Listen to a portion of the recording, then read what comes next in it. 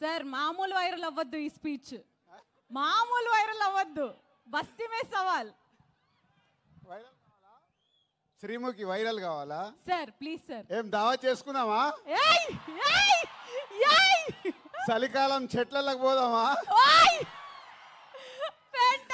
Sir మా నిజామాబాద్ లో famous mutton చెట్లకి వెళ్ళి తెల్లగలు సార్. మార్నింగ్ తీస్తే ఫ్రెష్ గా తాగితే నీరు అది వేరే లెవెల్లో ఉంటది. మా వాళ్ళకి సినిమా కంటే మన దగ్గర సినిమాలు ఇవన్నీ తక్కువ కాబట్టి మీ దగ్గరికి వెళ్ళి రియాక్షన్ అదే తక్కువ వస్తుందని మా డైరెక్టర్ చెప్పా. ఆంధ్రాలో వెళ్తే సినిమాకు ఒక వైబ్ ఇస్తారు, మన దగ్గర అయితే తెల్లగల్లికి మటన్కి వైబ్ ఇస్తాం. అందరికి నమస్కారం. నిజామాబాద్ ఇంతకుముందు ఒకసారి ఇక్కడ ఫిదా ఫంక్షన్ చేసాం. ఆ రోజు వర్షం పడి సరిగ్గా జరగలేదు. సో మొన్న అనిల్ రావిపూడి సార్ నిజామాబాద్లో ఫంక్షన్ చేద్దాం అన్నాడు. నేనేమో గేమ్ చేంజర్ అని మొత్తం దేశం అంతా తిరుగుతున్నాను.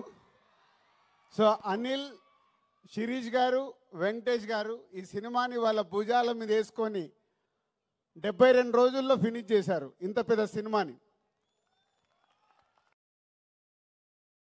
సో నిజామాబాద్లో ఈవెంట్ అనుకున్నప్పుడు తప్పకుండా ప్లాన్ చేద్దామని మా సుధాకర్కి వీళ్ళకి అప్పచెప్తే ఇమీడియట్గా ఇది ఈవెంట్ ఇక్కడ ఆర్గనైజ్ చేశారు. ఫస్ట్ టైం నాకు తెలిసి నిజామాబాద్లో ఫుల్ ప్లెడ్జ్ ఒక సినిమా ఈవెంట్ జరగడం. దానికి Sudhakar and police department and collector గారికి అందరికీ ఇంత తక్కువ టైంలో మాకు ఇవన్నీ ఇలా చేసి పెట్టినందుకు మీ అందరికీ పేరు పేరున ధన్యవాదాలు. నిజామాబాద్ అంటే ఎప్పుడో చిన్నప్పటికి వెళ్ళిపోవాలి.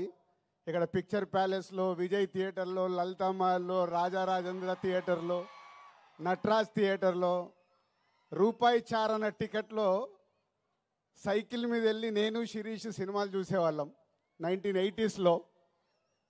అలా సినిమాల మీద ఇష్టం పెరిగి సినిమా ఫీల్డ్లోకి వస్తామని కూడా మాకు తెలియదు, కానీ ఆ ఇష్టం